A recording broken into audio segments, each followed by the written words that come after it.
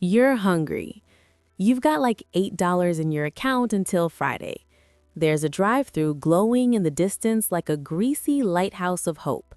5 minutes later, you're holding a burger, fries, and a drink that somehow costs less than your healthy salad yesterday. And you think, how is this so cheap? Meat, bread, labor, rent, electricity, packaging, delivery trucks, apps, ads, the building itself. How is that combo meal cheaper than cooking sometimes? Welcome to the economics of fast food. This isn't about health. This is about systems. By the end of this, you'll understand why fast food is cheap, how it stays cheap, and what that really means for you. Let's break it down. Fast food works because of scale. Scale just means doing something so many times that the cost per item drops. If you make one burger at home, it's expensive. You bought a whole pack of buns, a whole pack of beef, lettuce, cheese, sauce. You're not calculating it properly. But a big chain? They're making millions of burgers per day. When you produce that much of one thing, you buy ingredients in massive bulk. Bulk means discounts. A single person buys one bottle of ketchup. A fast food chain buys ketchup by the truckload. Suppliers lower prices because guaranteed massive orders reduce their risk.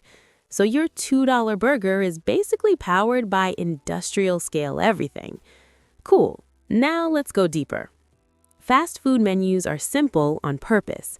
Same bun, same patty size, same fry thickness, same soda fountain. Standardization means making things identical so production becomes predictable and efficient.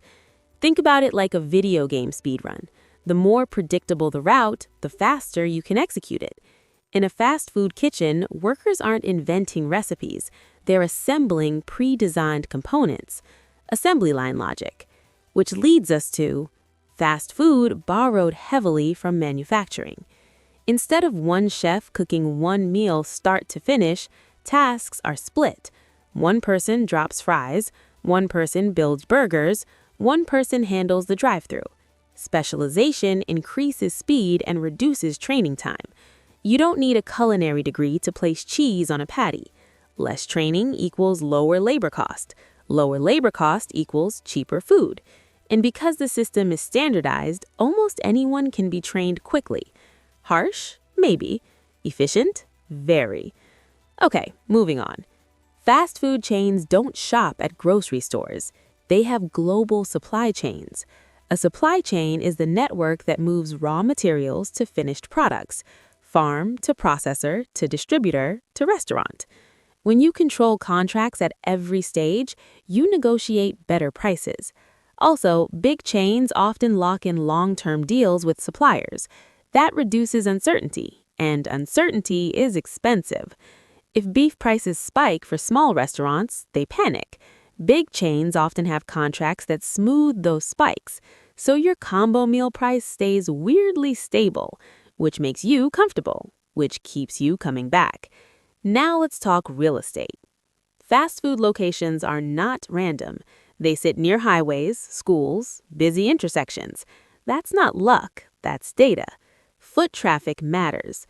The more customers per hour, the more revenue per square foot. High volume spreads fixed costs.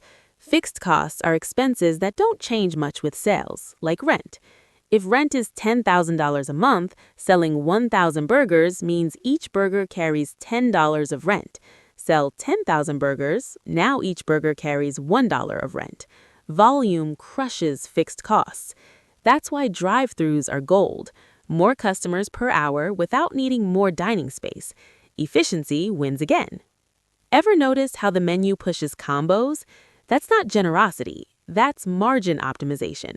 A margin is the difference between what something costs to make and what it sells for. Fries and soda are extremely high margin. Potatoes are cheap, soda syrup is cheap, but you'll pay a few dollars for both. The burger might not make them huge profit, the combo does. So when you upgrade for just $1.50, you're playing exactly the game they designed. And it works because of psychology. Anchoring is when your brain uses the first number it sees as a reference point. If a combo is $9 and the burger alone is $7.50, the combo feels like a deal. You're not comparing to cooking at home. You're comparing to the higher anchor on the board. That's intentional pricing structure. Same tactic as streaming platforms showing the premium ultra plan first. Your brain goes, oh, $9 isn't bad. It's not evil, it's strategy. Fast food is a masterclass in behavioral economics. Now let's talk ingredients. Fast food focuses on ingredients that are calorie-dense and inexpensive. Grains, potatoes, corn, soy, sugar. These are widely produced and heavily scaled in global agriculture. Beef is more expensive than grains, but portion sizes are controlled tightly. Thin patties, measured scoops, precise weights. Consistency controls cost. Also, processed ingredients last longer. Longer shelf life reduces waste. Waste is profit's enemy. A wilted tomato at a small cafe, that's lost money.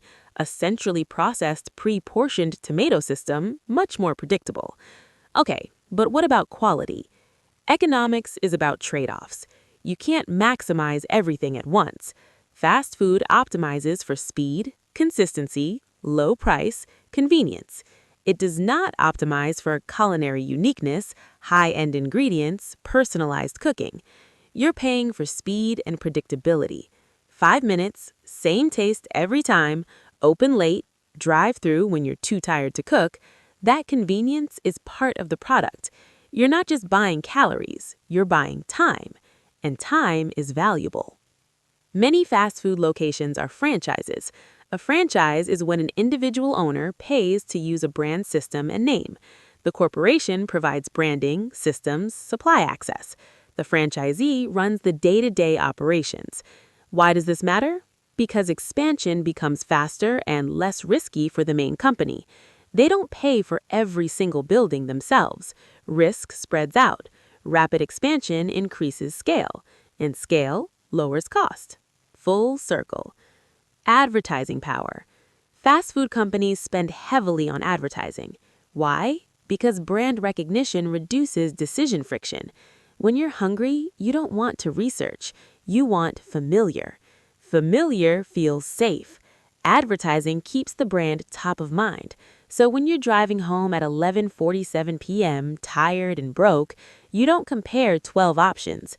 You choose what you recognize. That predictability of demand helps planning. Planning reduces waste. Reduced waste protects margins. Everything connects. Time has economic value.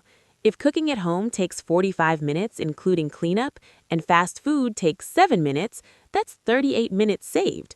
What is your time worth? If you value your time at even a modest hourly rate, convenience becomes rational sometimes. Fast food is selling time compression.